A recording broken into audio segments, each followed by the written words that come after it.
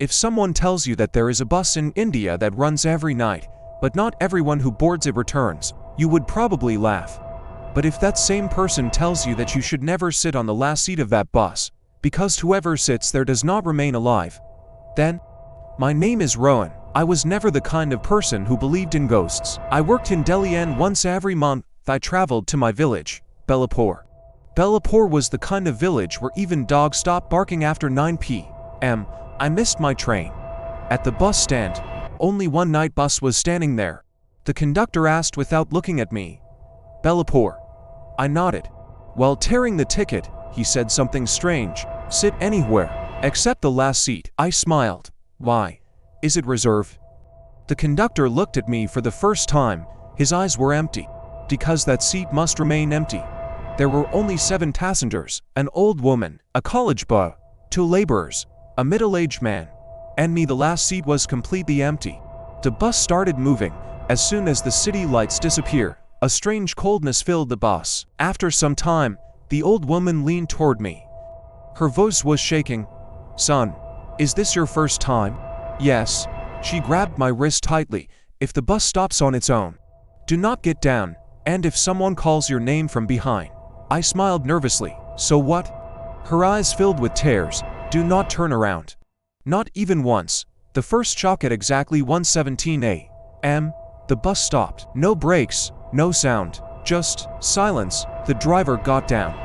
So did the conductor. 5 minutes passed. 10 minutes, then. Knock, knock, knock. Someone was knocking on the back of the bus, and then, Rohan. My name. My spine went cold. I looked ahead. Everyone's eyes were closed, but someone was now sitting on the last seat. The figure looked human, but its head was bent unnaturally low. Its feet did not touch the floor, and its voice, "Rohan, come here." My ears started ringing. The conductor ran inside, shouting, "Did anyone look back?" I shook my head. "No." He sighed in relief. But his eyes were not on me. They were fixed on the last seat. The bus started moving again, but now, there were not 7 people. There were 8. The college boy sitting near the last seat started trembling. "Brother, someone is pulling my hair." The next moment, his head twisted backward. Crack, screams filled the bus. When the bus stopped again, the boy was gone. Only wet blood remained on the seat.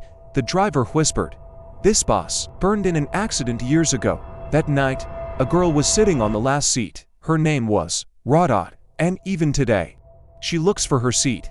The bus went silent, and then, a cold breath touched my ear. "Rohan, now it's your turn." My breathing was out of control. My heart felt like it would burst out. That voice, "Now it's your turn." I did not move an inch. Now I understood the warning. The windows no longer showed darkness, only moving shadows. The driver spoke without turning back. "If you want to live, no matter what happens, do not look at the last seat. What if she comes closer?" I asked. His voice broke. "Then you are already dead. Only 4 of us were left now." The old woman opened her cloth bundle and tied a black thread around my wrist.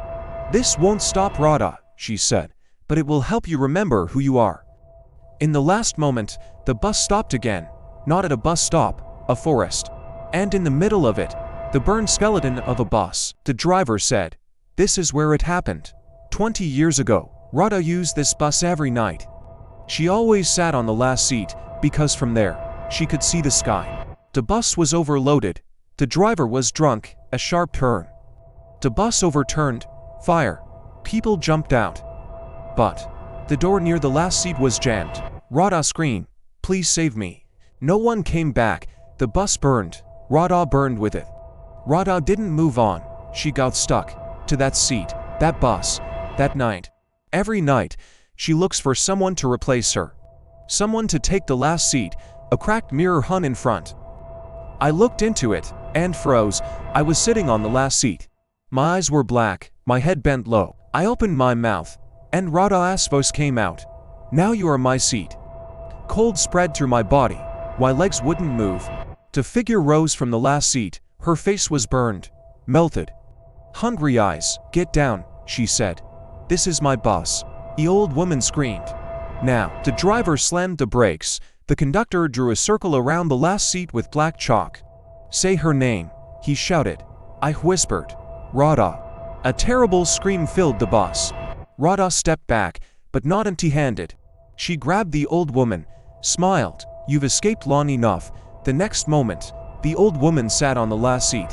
The bus moved. I was lying on the roadside. The bus was gone. The sun was rising. I was alive. But when I reached the village, people said, "You died last night." In the mirror, my shadow now follows me, a second late. And sometimes at night, a voice whispers, "The night bus will run again." If you ever board a bus at night and the conductor says, "The last seat is empty," remember, it is not meant for you.